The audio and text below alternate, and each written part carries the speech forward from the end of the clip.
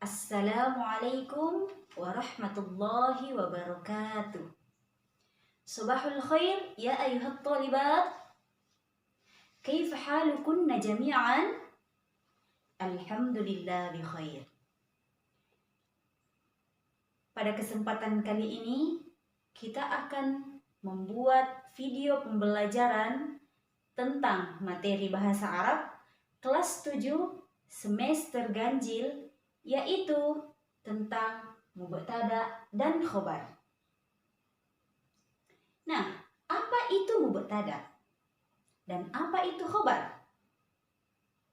Mubtada adalah isim yang terletak di awal kalimat dan berfungsi sebagai subjek. Sedangkan khobar adalah isim yang terletak setelah mubtada dan berfungsi sebagai predikat. Nah, sebelum kita membahas lebih lanjut tentang mubtada dan khobar, mari kita terlebih dahulu menyanyi bersama-sama. Ma'rifah tambah nakiro, jadinya mubtada khobar.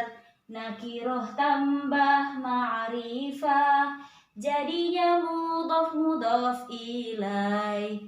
Ma'rifah tambah ma'rifah, jadinya mausuf dan sifah. Nakiroh tambah nakiroh, jadinya mausuf dan sifah.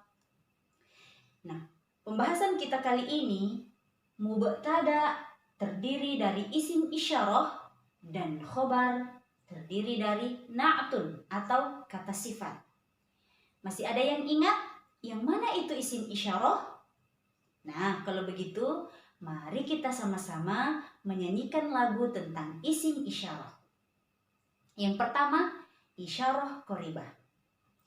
Hadani huna haulai, hadhihi hatani huna haulai. Yang kedua, isyarah ba'idah. Zalika dhanika ulaika, tilka tanika ulaika. Zalika dhanika ulaika, tilka tanika ulaika. Hunaka hunalika, hunaka hunalika. Nah, ketika membahas tentang mubtada dan khobar, yang paling penting yang harus kita perhatikan adalah antara mubtada dan khobar itu harus sesuai dari segi jenis. Maksudnya, ketika mubtada'nya muzakkar, maka khobarnya juga harus muzakkar. Begitupun sebaliknya, ketika mubtada'nya muannas, maka khobarnya juga harus muannas. Dan harus sesuai dari segi adat atau jumlah, yaitu dari isim mufrad, isim musanna, dan isim jama'. Nah, perhatikan contoh berikut ini. Mubtada terdiri dari isim isyarah, lil qoribah, dan muzakkar. Dan khobarnya terdiri dari na'tun atau kata sifat. Contoh yang pertama. Hadza al-mudarrisu nasyitun. Ini seorang guru laki-laki rajin. Jadi contoh yang pertama ini menunjukkan isim mufrad. Mubtada'nya isim mufrad dan khobarnya juga isim mufrad. Contoh yang kedua. Hadzani al-mudarrisani nasyitani. Ini dua orang guru laki-laki rajin. Jadi mubtada menunjukkan isyarah lil musannah dan khobarnya juga menunjukkan musannah atau menunjukkan arti dua. Dan yang ketiga, contoh yang ketiga adalah haulai al-mudarrisuna nasyituna. Mereka ini guru laki-laki rajin. Maksudnya di sini menggunakan isim jamak yang berarti banyak dan khobarnya juga menunjukkan isim jamak. Selanjutnya, mubtada dari isim isyarah qoribah dan menunjukkan muannas dan khobarnya dari na'tun atau kata sifat. Contoh yang pertama, hadhihi al-mudarrisatu nasyitatun.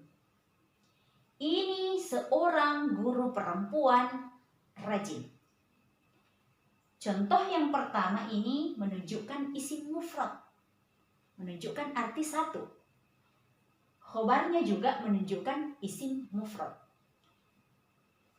Yang kedua, hatani